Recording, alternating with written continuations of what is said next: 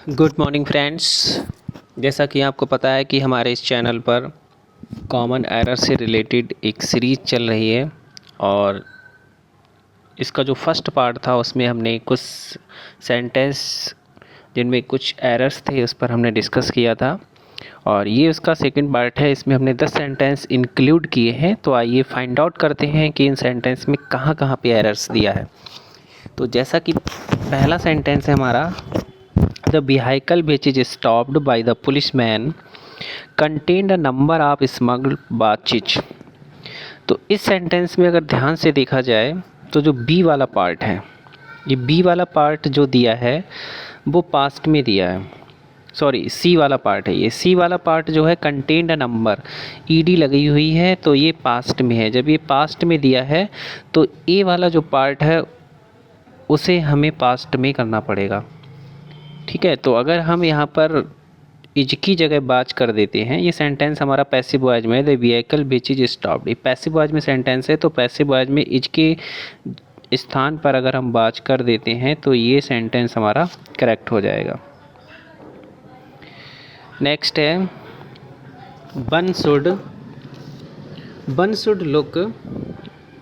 Should look for his own faults first.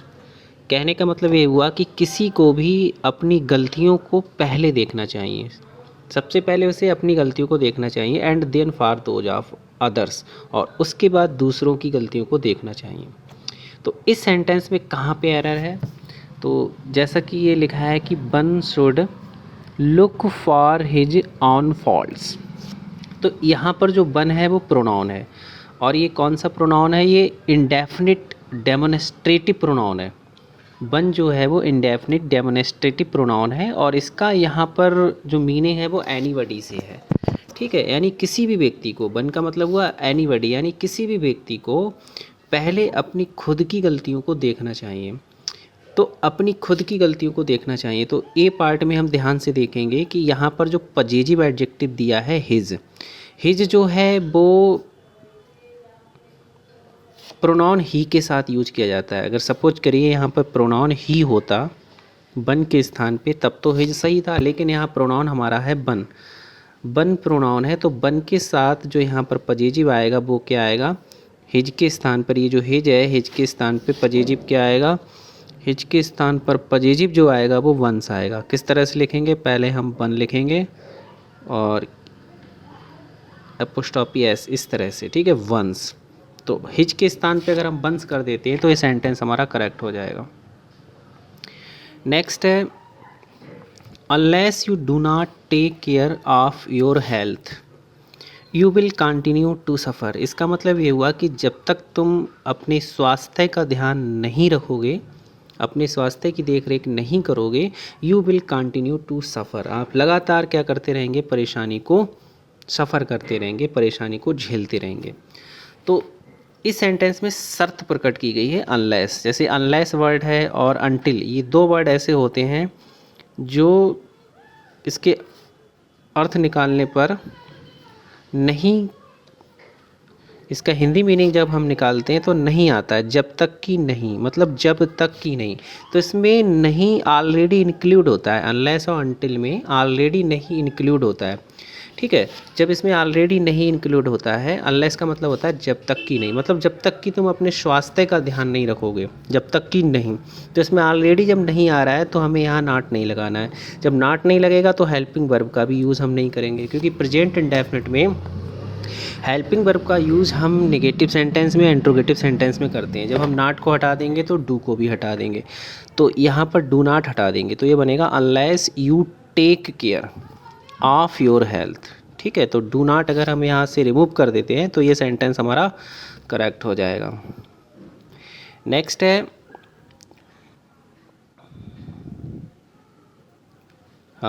है sitting under the shade of a tree for a while made us fresh for the further journey. ठीक है, मतलब sitting under the shade, sitting मतलब होता है बैठना। ठीक है, सिटिंग का मतलब बैठना। अंडर द शेड मीन्स होता है छाया, ऑफ अ ट्री, एक वृक्ष की छाया के नीचे बैठना। फॉर अ व्हाइल का मतलब होता है कुछ समय के लिए। मतलब कुछ समय के लिए एक वृक्ष की छाया में बैठना। मेड अस मतलब बना दिया, हमको बना दिया, क्या बना दिया, फ्रेश बना दिया, तरोताज़ा कर दिया हमको। फॉर द फर्दर जर्नी, जो हमारी आगे की यात्रा थी उसके लिए हमको तरोताज़ा कर दिया। तो इस सेंटेंस में एरर कहाँ पे है? Sitting under the shade of a tree for a while. तो इसमें जो एरर है वो ए वाले पार्ट में है। ए वाले पार्ट में इसलिए है क्योंकि यहाँ प्रेपोजिशन का एरर दिया है। ये अंडर जो है, अंडर का यूज हम तब करते हैं जब हम वृक्ष के नीचे बैठे हों। ठीक है, जैसे सपोज करिए ये कोई वृक्ष बना हुआ है और अगर इस वृक्ष के नीचे हम बैठे हुए हैं तो उस केस में तो इन आएगा, वो सॉरी हाँ अंडर आएगा। वृक्ष के नीचे बैठे हैं, अगर वृक्ष के नीचे बैठने की बात की जा रही तब तो अंडर आएगा। और अगर वृक्ष की छाया के नीचे, जैसे ये इसकी जो आसपास जो छाया पड़ रही है, इस छाया के नीचे अगर हम बैठे हैं, छाया में बैठे हुए हैं, तो उस केस में अंडर नहीं आएगा। तो उस केस में हम यहाँ पर इन का यूज करते हैं। ठीक है, इन द शेड। तो यहाँ अंडर के स्थान पर क्या होगा? अंडर के स्थान पर हम यहाँ पर इन का यूज करेंगे। तो यहाँ पर अगर हम इनका यूज कर देते हैं तो ये सेंटेंस हमारा करेक्ट हो जाएगा। Next one is fear is one of those emotions which frequently roots us to inaction। कहने का मतलब जो भय होता है वो उन भावनाओं में से, हमारी उन इमोशंस में से एक होता है which frequently roots us to inaction, जो क्या करता है, लगातार हमारे जो एक्शंस होते हैं, जो क्रियाकलाप होते हैं, उनको रोकता रहता है। हमारा भय हमें कोई काम करने नहीं देता, हमें आगे नहीं बढ़ने देता है। तो इस सेंटेंस में एरर कहाँ पे है देखते हैं। Fear is one of those emotions विच, तो ये यहाँ देखेंगे fear is one of those emotions. ठीक है, वन ऑफ के बाद, वन ऑफ के फ्रेज के बाद जो प्रोनाउन मतलब जो नाउन आता है वो हमेशा प्लूरल में आता है। तो ये हमारा सही है, यहाँ कोई एरर नहीं है। अब यहाँ पर भिच जो है वो एक रिलेटिव प्रोनाउन है और भिच के बाद जो वर्ब का यूज हम करेंगे, जैसे कि रूट्स है, तो किसके अकॉर्डिंग करेंगे? भिच का जो एंटीसीडेंट है, मतलब इस रिलेटिव प्रोनाउन का जो पूर्ववर्ती है, पूर्ववर्ती यहाँ पर दिया है इमोशंस, जो कि प्लूरल है। इमोशंस बहुवचन है। जब ये बहुवचन है तो यहाँ पर जो वर्ब हम यूज करेंगे इमोशन के अकॉर्डिंग करेंगे। मतलब रिलेटिव प्रोनाउन का जो पूर्ववर्ती होता है, जो एंटीसीडेंट होता है, उसी के अकॉर्डिंग हम यहाँ पर वर्ब का यूज करते हैं। ठीक है, तो यहाँ वर्ब जो है, वर्ब यहाँ पर है सिंगुलर, ये वर्ब सिंगुलर है। ठीक है, वर्ब है सिंगुलर और इमोशंस जो है वो प्लूरल से, क्योंकि इमोशन एक नाउन है और रूट्स जो है वो एक वर्ब है। तो नाउन और वर्ब में जब हम सिंगुलर से प्लूरल बनाते हैं तो थोड़ा उल्टा होता है। नाउन में क्या होता है, नाउन में जनरली हम ऐसे ईएस जोड़कर प्लूरल बना देते हैं। ठीक है, जैसा कि इसमें एस लगा, ये बहुवचन है, हमारा प्लूरल है। लेकिन वर्ब में जब हम ऐसे एस लगाते हैं तो वो वर्ब हो जाती है हमारी सिंगुलर।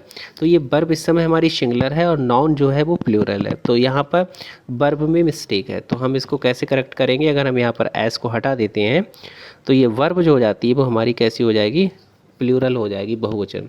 मतलब वर्ब में ऐसे यस हटाकर हम उसको बहुवचन बनाते हैं और ऐसे यस अगर हम वर्ब में लगा देते हैं तो वर्ब हमारी हो जाती है सिंगुलर। और नाउन क्या हो जाता है? ऐसे यस जोड़ने से, नाउन ऐसे यस जोड़ने से हो जाता है प्लूरल। तो आई होप आपको ये कॉन्सेप्ट समझ में आया होगा। तो यहाँ पर अगर हम एस को हटा देते हैं तो सेंटेंस हमारा करेक्ट हो जाएगा। नेक्स्ट वन इज है I am certain that none of those two books is useful to the student of the 18th standard। तो I am certain that none of those, अब यहाँ पर हम देखेंगे जो नन दिया है, ये जो नन वर्ड दिया है, नन का यूज जो होता है वो दो से अधिक के लिए किया जाता है। ठीक है, नन का यूज जो किया जाता है वो दो से अधिक के लिए किया जाता है। अब यहाँ पर बात की गई है केवल दो की। अगर दो की बात की जा रही है नेगेटिव सेंस में, तो नेगेटिव सेंस में अगर दो की बात की जा रही है तो उस केस में हम नाइदर का यूज करते हैं। दो के लिए NEITHEIR नाइदर का यूज करते हैं। नाइदर भी पढ़ते हैं इसको, नीदर भी पढ़ते हैं। ठीक है। अगर दो की बात की जा रही है तो यहाँ पर हम नीदर का यूज़ करेंगे, और अगर पॉजिटिव सेंस में यूज़ किया जा रहा है तो यहाँ पर दो के लिए आइदर का यूज़ करते हैं। ठीक है, तो ये नन के स्थान पे अगर नाइदर कर दिया जाएगा तो सेंटेंस हमारा करेक्ट हो जाएगा। तो यहाँ पर 2 बुक्स हैं, ऐसा नहीं है कि हमें 2 की जगह यहाँ 3 कर देंगे तो सेंटेंस हमारा सही हो जाएगा, ऐसा नहीं है। हमें यहाँ पर कोई परिवर्तन नहीं करना, हमें इसको सही करना है। 2 बुक्स हैं तो 2 बुक्स ही रखनी है हमें, 2 की 3 नहीं करनी है। ठीक है, बल्कि हम नन का यहाँ पर नाइदर कर देंगे, सेंटेंस हमारा करेक्ट हो जाएगा। नेक्स्ट है the plays of Shakespeare are not only studied in European countries. Shakespeare के जो प्ले हैं, शेक्सपियर के जो नाटक हैं, are not only studied in European countries, वो केवल यूरोपियन देशों में ही उनका अध्ययन नहीं किया जाता है, but also in the oriental countries, बल्कि उनका अध्ययन जो ओरिएंटल कंट्रीज होती हैं वहाँ पर भी किया जाता है। तो ये जो क्लास हैं या जो सेंटेंस हैं वो कंजक्शन से जुड़े हुए हैं। कौन कौन से कंजक्शंस हैं? ये कंजक्शन है, देखिए, नॉट ओनली, नॉट ओनली, और नॉट ओनली के साथ हमेशा बट आल्सो आता है। ठीक है, नॉट ओनली के साथ हमेशा बट आल्सो आता है, तो ये तो सही है।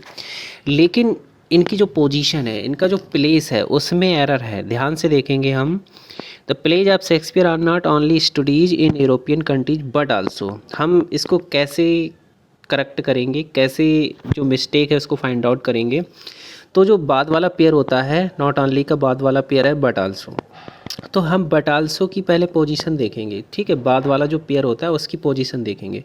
उसकी पोजीशन क्या है? उसकी पोजीशन जो है वो ध्यान से देखेंगे, बट आल्सो की जो पोजीशन है वो प्रेपोजिशन से पहले है। इन क्या है? इन एक प्रेपोजिशन है, इन एक प्रीपोजिशन है, और इन से पहले बट आल्सो दिया है। ठीक, तो जब बट आल्सो इनसे पहले दिया है, प्रेपोजिशन से पहले दिया है, तो हमें यहाँ पर जो इसका दूसरा पेयर है नॉट ओनली, इसका यूज भी हमें प्रेपोजिशन से पहले करना पड़ेगा। ठीक है, तो इस सेंटेंस में, इस वाले क्लॉज में प्रेपोजिशन ये है इन, तो इस नॉट ओनली को उठाकर अगर हम इन से पहले कर देते हैं तो ये सेंटेंस हमारा करेक्ट हो जाएगा। तो ये बनेगा the plays of Shakespeare are studied. अब यहाँ लिखेंगे हम not only, are studied not only in Europe countries. ठीक है, तो नॉट ओनली को उठाकर हम इनसे पहले कर देंगे तो यहाँ भी प्रेपोजिशन से पहले हो जाएगा, तो ये सेंटेंस हमारा हो जाएगा। नेक्स्ट है the bus was hired by the ladies for its picnic. अब इस सेंटेंस में, ये पहली बात तो ये सेंटेंस जो है वो पैसिव वॉइस में है। जो बस किराए पर हमने ली थी महिलाओं के लिए, फॉर इट्स पिकनिक, उनकी पिकनिक के लिए, मतलब पिकनिक के लिए महिलाओं के लिए बस जो थी वो किराए पर ली गई थी, हायर्ड की गई थी। तो इस सेंटेंस में द बस सिंगुलर है, जब सिंगुलर है तो सिंगुलर के साथ बाज आएगा, सही है। पैसिव वॉइस में सेंटेंस है, थर्ड फॉर्म लगी हुई है यहाँ पर, तो यहाँ तक तो सेंटेंस करेक्ट है, यहाँ तक कोई एरर नहीं है। अब इसमें जो डी वाला पार्ट है, डी वाले पार्ट में देखेंगे for its picnic. For its picnic कभी नहीं होता है, ये एक इडियोमेटिक फ्रेज़ है और ये हमेशा इस तरह से लिखा जाता है, for a picnic, for a picnic लिखा जाता है, PICNIC, फॉर अ पिकनिक होता है हमेशा। ठीक है, तो फॉर इट्स पिकनिक के स्थान पर अगर हम फॉर अ पिकनिक का यूज करते हैं तो ये सेंटेंस हमारा करेक्ट हो जाएगा। ये हमेशा ऐसे ही लिखा जाता है, फॉर अ पिकनिक करके। नेक्स्ट है ही educated not only his nephew. उसने केवल अपने नेप्यू को, जो भी भतीजा है उसको ही शिक्षित नहीं किया था, but also set him up in business, बल्कि उसे एक बिजनेस में भी सेट किया था, बिजनेस भी उसके लिए मतलब करवाई थी। तो इस सेंटेंस में एरर कहाँ पे है? अब ये इसमें जो क्लास हैं, जो नाउन है, वो नॉट ओनली और बट आल्सो इन कंजक्शन से जुड़े हुए हैं। नॉट ओनली है और यहाँ पर बट आल्सो, क्योंकि नॉट ओनली के साथ बट आल्सो का यूज हम करते हैं। तो ये जो पेयर है नॉट ओनली और बट आल्सो का, ये सही है, लेकिन इनकी जो पोजीशन है, इनकी जो प्लेस है, उसको हम ध्यान से देखते हैं। तो बाद वाले पेयर को देखकर हम सही करते हैं। जैसे कि बट आल्सो जो है वो किसके सेटअप, ये सेट हिम दिया, जो ये वर्ब दिए यहाँ पर, वर्ब से पहले है बट आल्सो। सेट हिम एक फ्रेज, सेट हिम अप एक फ्रेजल वर्ब है, सेट अप, और इससे पहले बट आल्सो का यूज किया गया है। तो यहाँ पर जो नॉट ओनली है वो भी, उसका भी यूज हम किससे पहले करेंगे, वर्ब से पहले। देखिए बट आल्सो का यूज जो है वो यहाँ पर नाउन के बाद और वर्ब से पहले किया गया है। ठीक है, ये नेप्यू जो है वो क्या है, एक नाउन है और नाउन के बाद बट आल्सो का यूज किया गया है। ठीक है, और वर्ब से पहले। तो ये जो शुरू में जो नॉट ओनली दिया है इसका यूज अगर हम यहाँ मतलब सब्जेक्ट से पहले कर देंगे, जैसे ये सब्जेक्ट है हिज नेप्यू, सब्जेक्ट के बाद बट आल्सो है, तो इसका भी यूज हम नॉट ओनली का यूज कहाँ करेंगे, सब्जेक्ट के बाद और वर्ब से पहले, इनके बीच में करेंगे। तो ये सेंटेंस बनेगा he not only educated his nephew but also set him up in business. ठीक है, आई होप आपको ये यहाँ तक समझ में आया होगा। नेक्स्ट सेंटेंस है Mohan has been writing that essay for 2 hours but he still has not finished. इसका अर्थ ये हुआ कि मोहन जो है वो उस निबंध को 2 घंटे से लिख रहा है, बट लेकिन ही स्टिल हैज़ नॉट फिनिश्ड, लेकिन अभी तक उसने उसको कंप्लीट नहीं किया, उसको समाप्त नहीं किया। 2 घंटे से लिख रहा है, अभी तक वो निबंध नहीं लिख पाया। कहने का मतलब ये है। तो इस सेंटेंस में जो एरर है वो हम देखते हैं। जैसा कि ए वाला जो पार्ट है, ए वाले पार्ट में कोई एरर नहीं है। मोहन हैज़ बीन राइटिंग, ठीक है, राइटिंग हैज़ बीन दिया है, आईएनजी लगी हुई है, डेट ऐसे उस निबंध को लिख रहा है। ये हमारा 2 hours जो है वो अनिश्चित समय है, तो फार का यूज किया गया है, ये बिल्कुल सही है यहाँ तक। अब यहाँ जो कंजक्शन बट से जो दूसरा क्लास जुड़ा हुआ है इसको हम ध्यान से देखते हैं। But he still has not finished, लेकिन अभी तक उसने इसको समाप्त नहीं किया है। तो ध्यान देंगे कि स्टिल माने क्या होता है, स्टिल जो होता है उसका यूज हम अफर्मेटिव सेंटेंस में करते हैं। जहाँ अफर्मेटिव सेंटेंस हो, नॉट का यूज ना किया गया हो, वहाँ पर हम स्टिल का यूज करेंगे।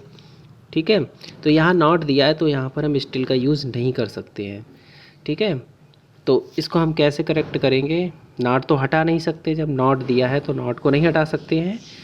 अब हमें स्टिल में परिवर्तन करना पड़ेगा। तो स्टिल के स्थान पर हम किस शब्द का यूज करेंगे, स्टिल के स्थान पर हम यट का यूज करेंगे। तो ये बनेगा बट ही हैज़ फिनिश्ड, इस तरह से बनेगा ये सेंटेंस। हाँ, बट ही हैज़, ठीक है, स्टिल को यहाँ से हटा देंगे, बट हैज़ फिनिश्ड, और फिनिश्ड के बाद में यहाँ लास्ट में लगेगा यट को जो है वो हम लास्ट में लगाएंगे। ठीक है, स्टिल के स्थान पे नहीं लगाएंगे, तो स्टिल को तो हम बिल्कुल रिमूव कर देंगे।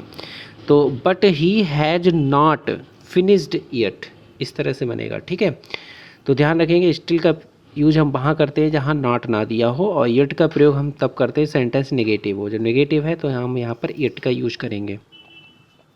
तो ये 10 हमारे सेंटेंस थे, आई होप आपको समझ में आए होंगे, और मिलते हैं हम नेक्स्ट वीडियो में कुछ नए सेंटेंस के साथ। Thanks for watching.